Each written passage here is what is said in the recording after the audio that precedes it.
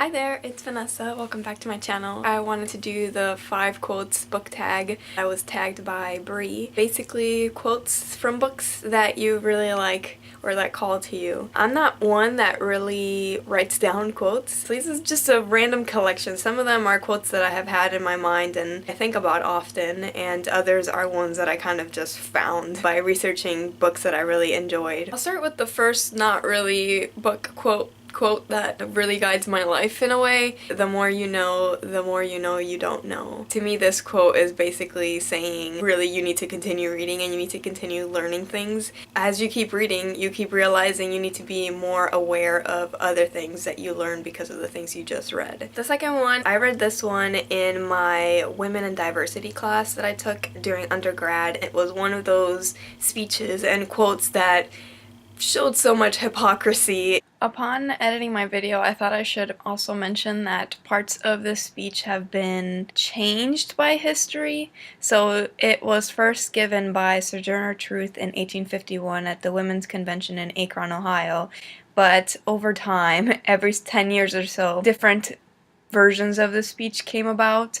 We also discussed this in my Women and Diversity class of why is the speech being changed to kind of fit this narrative that the abolition movement or the women's movement were trying to portray. So some inconsistencies from the speeches that she never really had the "ain't I a woman" refrain that she keeps saying over and over again. There was also a different dialect inserted into it where she had a southern accent, even though Sojourner Truth is from New York. She was born in New York. There was also a part of it as well where she discussed having 13 children when some historians have believed that she only had 5 or so. There's no real single version of the speech that is like undisputed by all historians. The main message of the speech is still the same. So the bit that you will hear from me is probably not exactly what Sojourner Truth said that day in 1851, because a lot of it was recalling what she said and then changed over time. So keep that in mind. The message is still kind of the same, but I'm pretty sure it is not verbatim a quote from Sojourner Truth. It's kind of her saying, I'm a woman, but I'm also a black woman, and as a black woman, she doesn't fit into what white men expect women to be. What they expect a woman to be is a white woman. So does she classify into this group? She's just calling them out there. My favorite part. And that little man in black there, he says women can't have as much rights as men because Christ wasn't a woman.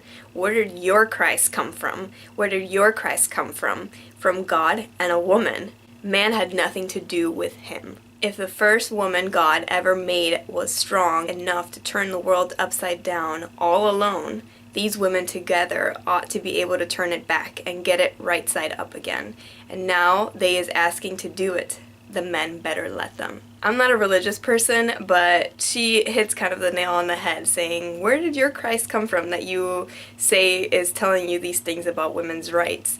Let the women get in here. Let them try something out that you guys obviously haven't accomplished. The third one is from Bryan Stevenson. His book, Just Mercy, is a wonderful, wonderful book about compassion and forgiving and against capital punishment. He's a lawyer that works with people who have been sent to death row, a lot of them children as well, what he's learned as part of his career and also as part of his work with the Equal Justice Initiative, which he started. One of the quotes from that book is, each of us is more than the worst thing we've ever done. This is obviously a discussion of what bad things juveniles have done and people with mental disabilities have done and underserved populations have done that led them to go to prison, to be on death row. Regardless of that, we have to find the compassion in ourselves to understand that we are bigger than the worst thing we've ever done, even if that thing is very bad. I think it works for all of us too. Next one is from Eleanor Roosevelt. I am a huge Eleanor Roosevelt fan. Where, after all, do universal human rights begin? In small places, close to home, so close and so small that they cannot be seen on any maps of the world.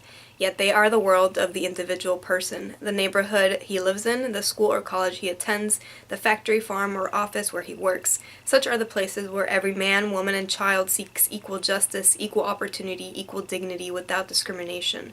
Unless these rights have meaning there, they have little meaning anywhere. Without concerted citizen action to uphold them close to home, we shall look in vain for progress in the larger world. It reminds me to always be vigilant in my own community, to stand up to things that are not in the honor of equal opportunity, equal rights here in my vicinity. She's got the right idea. We kind of have to look inwards in our own community before we can start seeing across the board equal opportunity and equal rights for every man, woman, and child. And the last quote is a really heartwarming one, and one that I realized I should add here because Anna from The Baked Book was going through her journals looking for quotes to include, and I did the same thing. I tried to find one in my journal. This one is from Sandra Cisneros. It's very image heavy, and I don't know, it makes me feel like warm in my heart. Not a flat, not an apartment in back, not a man's house, not a daddy's. A house all my own, with my porch and my pillow, my pretty purple petunias, my books and my stories, my 2 shoes waiting beside the bed. Nobody to shake a stick at, nobody's garbage to pick up after, only a house as quiet as snow, a space for myself to go, clean as paper before the poem. So that one just makes me feel happy inside and makes me feel like one day that's gonna be me as well. Those are 5 quotes that I really enjoyed. I hope you enjoyed this video. If you haven't done this tag, I'm tagging you. I shall see you in my next video. Thanks for watching this one. Bye bye.